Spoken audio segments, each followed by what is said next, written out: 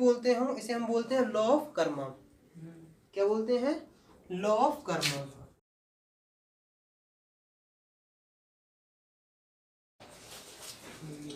देखो आज का चैप्टर मतलब आज का टॉपिक कुछ ज़्यादा ही इम्पोर्टेंट होने वाला है, क्योंकि आज जो हम लोग पढ़ने वाले क्या है? Newton's law of motion. मतलब इतना तो लगभग अगर कोई फिजिक्स के बारे में जानता होगा, कुछ भी पढ़ा होगा, इतना तो जानता होगा कि बेसिकली न्यूटन के 3 लॉ हैं। और उन्हीं 3 लॉ में लगभग पूरी फिजिक्स मतलब लगभग फिजिक्स निपट जाती है। तो स्टेटमेंट तो किसी भी किताब में मिल जाएगा, लेकिन सबसे इम्पोर्टेंट है वो समझाना कि आखिरकार इस लॉ का कहने का मतलब क्या है, कौन सा लॉ क्या कहता है, वो ज़्यादा हमारे लिए इम्पोर्टेंट है देन उसके नोट्स बनाना या फिर उस चीज़ को छापना। पहला नियम तुम सुनते जाना। पहला नियम जो न्यूटन का कहता है वो कहता है कि अगर जो बॉडी जिस स्टेट में है उसी स्टेट में रहना चाहती है जब तक उस पर एक्सटर्नल फोर्स ना लगे। जैसे देखो एक वाली उसमें भी देखो, इसका मतलब है कि अगर कोई चीज़ रेस्ट पे है तो रेस्ट पे ही रहे, अगर कोई चीज़ मोशन में है तो मोशन में ही रहे।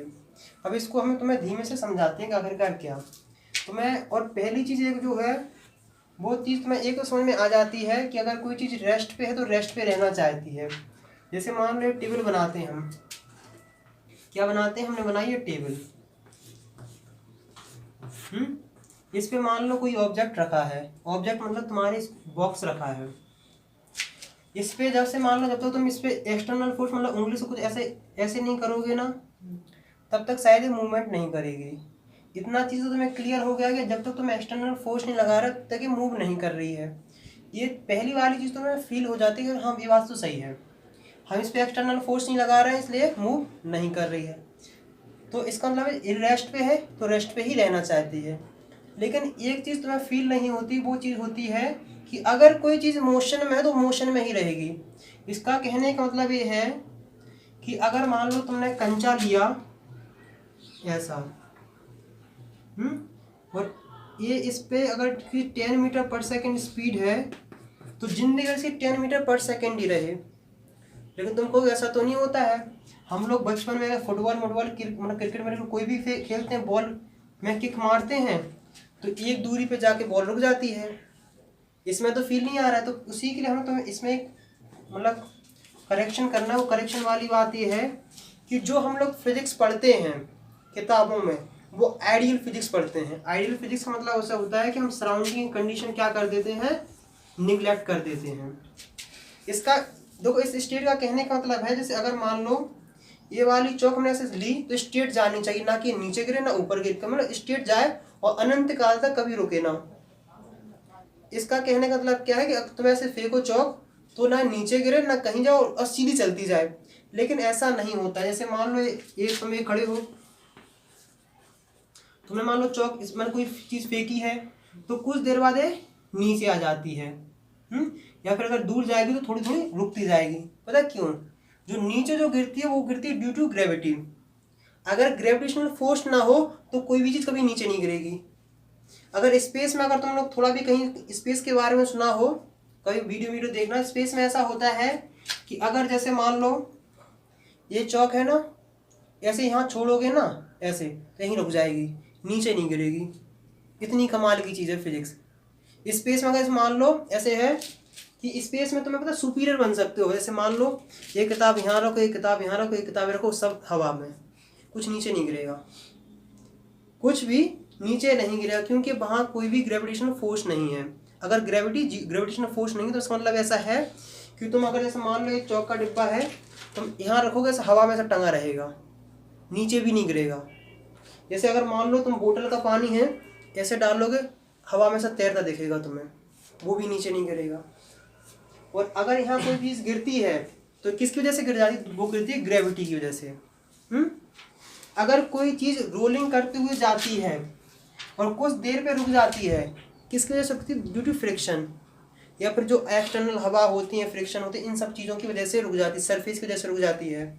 इसका मतलब अगर फ्रिक्शन ये सब ना हो, अगर हम कहें कि हम ऐसा कैरम बोर्ड बनाएंगे जिसमें कोई फ्रिक्शन ना हो, तो स्ट्राइकर जो है, यहाँ ये सारी गोटियाँ रखी हैं, उसमें मारोगे अनंत काल तक ये ऐसी मूवमेंट करती रहेंगी, कभी रुकेंगी नहीं अगर फ्रिक्शन नहीं है तो। आखिरकार ये सब किस चीज़ की वजह से रुक जाता है फ्रिक्शन की वजह से। तो पहला लॉ बिल्कुल 100% सही है कि जब तक एक्सटर्नल फोर्स नहीं लगाओगे तब तक वो चीज़ अगर रेस्ट पे तो रेस्ट पे रहेगी, मोशन पे तो मोशन में ही रहेगी। और दूसरी चीज़ है कि डायरेक्शन का भी एक होता है कि कोई भी ऑब्जेक्ट अपना डायरेक्शन चेंज करना नहीं चाहता है।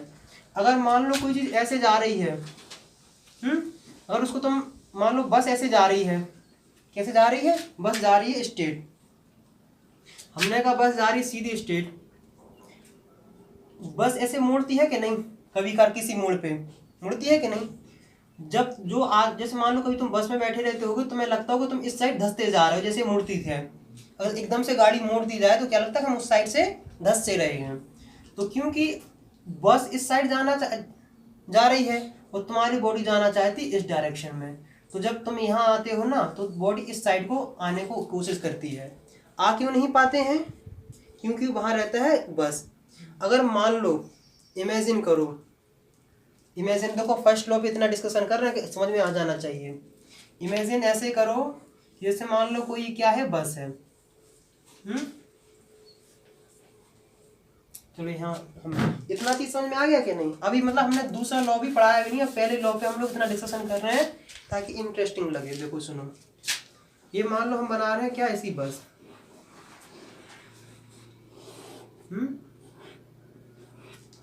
कैसी बना रहे, मान लो बस है, इसका ऊपर का सिस्टम नहीं ताकि तुम्हें क्या हो जाए, थोड़ा विजुलाइज हो जाए। तुम खड़े हो यहाँ, मतलब ये वाला ही पोर्शन मतलब ऐसा व्हीकल है जिसमें मतलब यहाँ इंजन है, ये ऐसा सिस्टम है।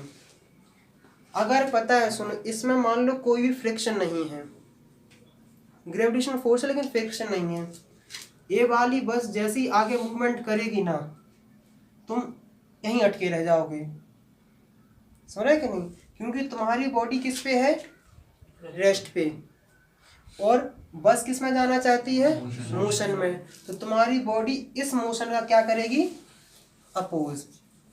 अगर इसके बीच में फ्रिक्शन ना हो तो पता पूरी बस ऐसे निकल जाएगी, तुम यहाँ फिर इसके बाद धड़ाम से नीचे गिरोगे। अब देखो ये तो अपने रेस्ट का था, मान लो बस चल रही है 10 किलोमीटर पर सेकंड की स्पीड से, तुम यहाँ बैठे हो, जैसे ही बस रुकेगी, बस यहाँ रुक जाएगी, तुम जाके यहाँ आके डरे यहाँ गिरे मिलोगे। ये है किसका, इनर्शिया का। और इमेजिन करो, थोड़ा फील को इमेजिन करने वाली फील भी हो तो ज्यादा मजा आता है। ये बस सीधी जा रही थी, साइड में कुछ भी नहीं है, फ्रिक्शन सब कुछ गायब है, बस ने ऐसा मोड़ लिया, तुम धड़ाम ऐसे बाहर इनर्शिया से। तो इनर्शिया ही कहती है कि अगर कोई चीज मोशन में है तो मोशन में रहेगी, रेस्ट में है तो रेस्ट में रहेगी, और जिस डायरेक्शन में जा रही उस डायरेक्शन में जाना चाहती है। ये है इनर्शिया कहना। यही था न्यूटन के फर्स्ट लॉ का कहना, यही था लॉ ऑफ इनर्शिया जो गैलीलियो ने दिया था बहुत पहले। उन्होंने बहुत सारे एक्सपेरिमेंट भी किए थे, उससे अपन को मतलब नहीं है, ऐसे बॉल लड़का देते ढूंढ चली जाती थी, उनको अपन को मतलब नहीं है। तो जो इनर्शिया था, लॉ ऑफ इनर्शिया गैलीलियो और न्यूटन का फर्स्ट लॉ दोनों एक ही कहते हैं कि अगर कोई चीज रेस्ट पे है तो रेस्ट पे रहेगी, अगर चीज कोई मोशन में तो मोशन में रहेगी, जब तक उस पे कोई एक्सटर्नल फोर्स ना लगे। कंफर्म। अब दूसरा, इतनी चीज कंफर्म हो गई होगी, फील आया कि नहीं आया, थोड़ा बहुत क्लियर हुआ कि नहीं। देखो फिजिक्स में लोगों को केमिस्ट्री समझना ज़्यादा आसान होती है जब कोई टीचर समझाए, और फिजिक्स समझना ज़्यादा कठिन होती है, क्योंकि फिजिक्स में ऐसा होता है ना कि फिजिक्स बड़ी मोहब्बत रहती है, तो लोगों के दिमाग में ज़्यादा कूड़ा भरा रहता है। कुछ तो हम लोग मिसकंसेप्ट भी याद कर लेते हैं, कुछ चीज़ हमें करेक्ट एक्सप्लेनेशन नहीं है, फिर उसने याद कर लिया है। अभी बहुत लोग इसमें सोचते होंगे कि कोई चीज़ मोशन तो मोशन में कैसे रहेगी, अभी तक होती थी डाउट्स का नहीं कि अगर कोई चीज़ मोशन है तो मोशन में कैसे रह सकती थी, और तुम लोग कहते नहीं यार रियल लाइफ में तो गिरती भी है, और फिजिक्स ऐसे ही कहती है कि नहीं गिरेगी। तो वो सब रियल लाइफ में पढ़ते हैं, वो हम पढ़ते हैं आइडियल फिजिक्स पढ़ते हैं, हमने पढ़ लिया है। तो देखो अब दूसरा जो कहता है वो कहता है external force equal according to second law external force applied on the object is equal to rate of change of momentum with respect to time. इसकी डेफिनेशन से अपन को मतलब नहीं है, क्या नहीं है, अपन को मतलब नहीं है। जैसे मान लो ये कोई पत्थर है, हमने मान लो ये तुम हो, इस पे क्या लगा रहे हो, धक्का लगा रहे हो, तो यहाँ कुछ ना कुछ मूव कर रही है कि नहीं, इतना कंफर्म है कि नहीं कि कुछ ना कुछ इससे मूवमेंट करेगी, उसको कुछ ना कुछ हमने कहा मान लिया 2 मीटर पर सेकंड स्क्वायर से एक्सलेट कर रही है। और हमने क्या मान लिया है, इसका हमने क्या मान लिया, हमने इसका मास मान लिया 3 kg। तो इस कहने का मतलब ये है, अब तुम्हें लगाने से ऊपर फोर्स कितना लग रहा है। देखो जो डेफिनेशन है, डेफिनेशन तो काफी आसान है, डेफिनेशन लिखवाने के लिए ज्यादा झंझट नहीं पालनी पड़ती, जो झंझट होती है वो होती है समझाने के लिए। देखो अगर कोई चीज नोट्स में लिखना चाहे तो लिख लेना कि देखो the rate of change of linear momentum of a body is directly proportional to the applied force and change take place in the direction of the applied force. देखो इतना लिख लेना, कोई दिक्कत नहीं। मतलब उसका कहने का मतलब था, इतना समझ लो। तो अपन ने अपना क्या निकाल लिया है, अब तुम्हें इस पे लगाना है आखिरकार, इस पे एक्सटर्नल फोर्स कितना लग रहा है, क्या लगाना है, पता लगाना है एक्सटर्नल फोर्स कितना लगा, आखिरकार तुम कितने से फोर्स लगा रहे हो। जो तुम लगा रहे हो वो एक्सटर्नल फोर्स है। एक्सटर्नल फोर्स का मतलब ऐसा होता है कि जो आउटसाइड हम लोग जो इस देखो इसके अंदर तो फोर्स भी होंगे ढेर सारे, उससे मतलब नहीं है। जो हम बाहर से फोर्स लगाते हैं उसे एक्सटर्नल फोर्स लगा कहते हैं। जैसे मान लो बस है, इमेजिन करो, क्योंकि कई लोग इंटरनल और एक्सटर्नल बहुत ज़्यादा कंफ्यूज होते हैं। ये मान लो क्या है, एक बस है, कंफर्म। मान लो बस नहीं, मान लेते हैं, क्या मान लेते हैं, कार मान लेते हैं। मान लो कार बीच में हो गई, क्या हो गई, खराब। क्या हो गई है, बीच में हो गई है खराब। इसमें 2 छोटे छोटे बच्चे बैठे हैं, क्या बैठे हैं, 2 छोटे छोटे बच्चे बैठे, मतलब छोटे छोटे भाई बहन 6-7 साल के। एक ड्राइवर है और पीछे लगे हैं 3 लोग धक्का देने के लिए। अब जैसे मान लो एक कार खराब हो गई है, तो इसमें देखो जो बच्चे हैं वो आखिरकार बस को, बच्चे होंगे सीट को पकड़े होंगे, आगे वाली सीट को, तो वो ऐसे धक्का मार रहा है सीट में, है कि नहीं, मतलब दोनों बच्चे से मार रहा है सीट में धक्का, पहला। और दूसरा है कि ये लोग तीनों लोग इस कार में धक्का मार रहे हैं।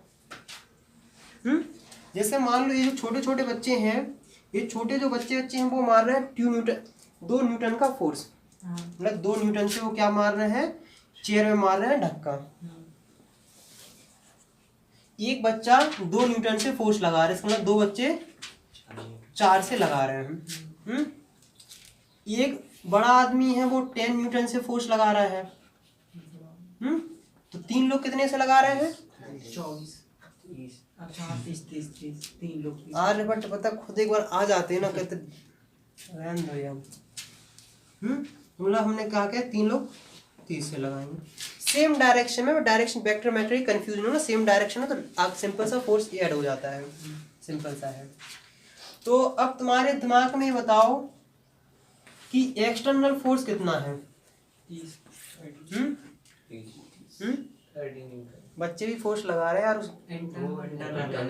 है कि नहीं, बच्चे भी यार उसमें, मतलब देखो सीट है, सीट किससे कनेक्ट है, कार से, तो बच्चे सीट में लगा रहे हैं, सीट से कहाँ लग रहा है, कार में लग रहा है, लग तो रहा है ना।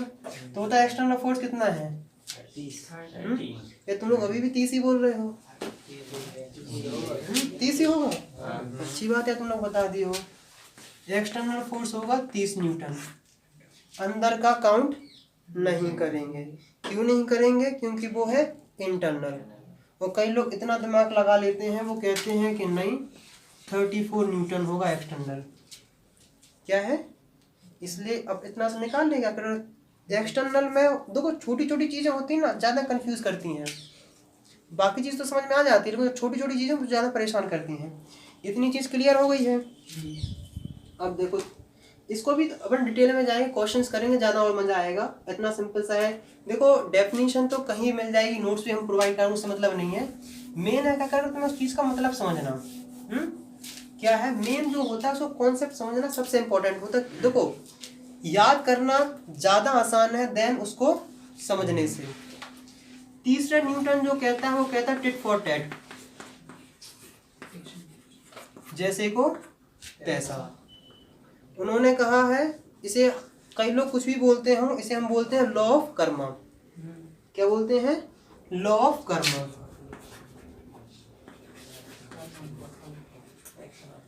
देखो ऐसा नहीं क्या वो अब अभी आएंगे यार, अपन फिजिक्स की भाषा में एक्शन रिएक्शन में कहेंगे, तो अपन ऐसा रियल फील करा रहे हैं कि जैसा नहीं कहता कि जितना तुम कर्म का फल होता है, जितना तुम जितना तुम इनपुट दोगे उतना ही तुम्हें वापस भी मिलेगा, वही है।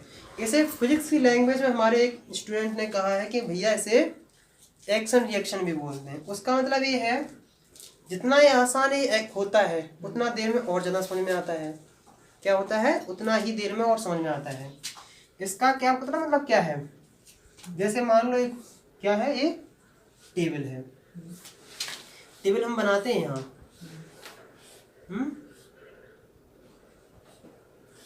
क्या है? ये है सिंपल सी क्या है, टेबल है।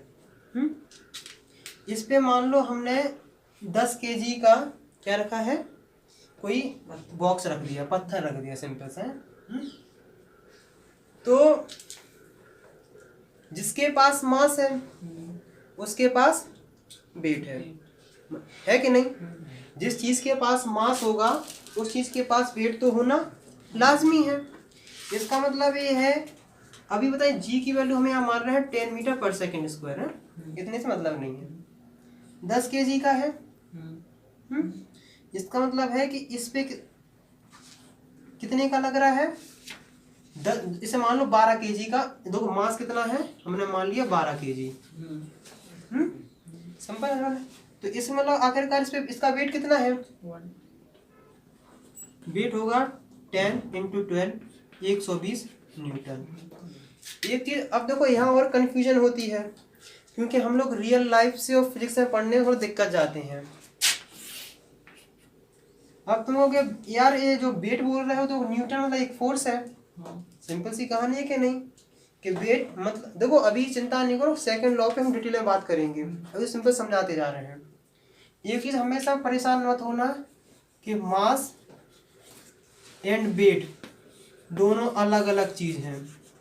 मास मतलब सिंपली m से होता है, वेट मतलब होता है mg से। मास पूरे यूनिवर्स में कांस्टेंट रहता है, वेट चेंज होता रहता है। जो तुम अपना वजन नापते हो ना, वो तो क्या नापते हो? मास नापते हो, समझ रहे कि नहीं? वेइंग मशीन पे जो हम लोग नाप वैसे वो ना तराजू पे नापते हैं, वो हम लोग यही नापने जाते हैं। तुम अपना सिंपल सा क्या निकाल लेते हो? मास निकाल लेते हो।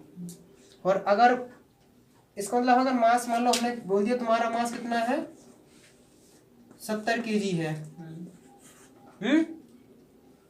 अर्थ पे इसका वेट पता कितना होगा? 700 न्यूटन। अब मान लो कोई दूसरा ग्रह है, जैसे मान लिया हमने कोई भी ग्रह मान लिया है, उस पे पता तुम्हारा कितना होगा? उस पे जो होगा मास तो तुम्हारा कांस्टेंट है, मास तो 70 है।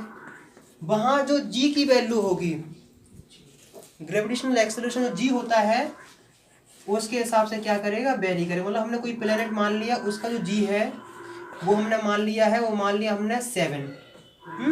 इसका मतलब यहाँ जो उसका वेट तुम्हारा होगा 7 × 490 न्यूटन। इतना चीज समझ लो, दो डिटेल में बात करेंगे उससे मतलब नहीं, लेकिन समझते जाना चाहिए। इसका पता मतलब क्या है? इसका पता है आखिरकार मतलब है कि इस टेबल पे ये जो बॉक्स रखा है 12 kg का, इस पे फोर्स लगा रहा कितने का? 120 न्यूटन का। कितने का लगा रहा है? 120 न्यूटन का। और अभी यह तुमने क्या कहा है कि एक्शन का रिएक्शन, जितना फोर्स ये लगाएगा जिस पे, उतना ही फोर्स तो वो लगाएगा दूसरा वाला। समझ रहे कि नहीं? जैसे हम लोग सिंपल सी अगर बॉल फेंकते हैं तो बॉल वापस भी तो आती है ना, मतलब जितने से तुम बॉल हिट करते हो उतनी दीवार से भी तुम्हें हिट करती है। इसका मतलब ये टेबल भी फोर्स लगाएगी, टेबल भी फोर्स कुछ ना कुछ लगाएगी। जो टेबल फोर्स लगाएगी ना, बॉक्स इस पे लगा रहा है, टेबल भी बॉक्स पे लगाएगी।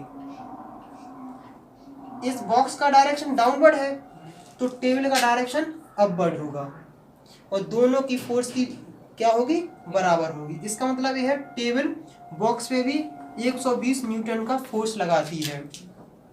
अगर ऐसा नहीं होता, अगर इक्विवेलेंट फोर्स नहीं होता तो ये वाली टेबल जमीन में धंस जाती। और अगर मतलब इक्विवेलेंट नेट फोर्स अगर जीरो नहीं होता ना, तो ये जिस साइड फोर्स ज्यादा हो तो साइड मूवमेंट में आने लगता। इतनी चीज समझ में आ गई है? और अगर सुनो, आ जाओ। अगर सुनो, एक चीज और समझाते हैं। अगर वेट ना होता, क्या नहीं होता, वेट नहीं होता, तो ये वाली चीज हवा में उछल जाती 120 न्यूटन के फोर्स से। तो जो टेबल इस पे लगा रही है ना, उसे बोलते हैं नॉर्मल फोर्स। आगे इसको हम लोग पढ़ेंगे। अभी तक हम लोगों ने कितना समझ लिया है, तीनों लॉ को हम लोगों ने बारीक से समझ लिया, आखिरकार उस चीज़ का कितना कितना क्या क्या इफेक्ट है। थोड़ा बहुत तो फील हो गया होगा आखिरकार कोई चीज़ क्या कहना चाहती है। किसी को कोई डाउट्स हो तो बताओ।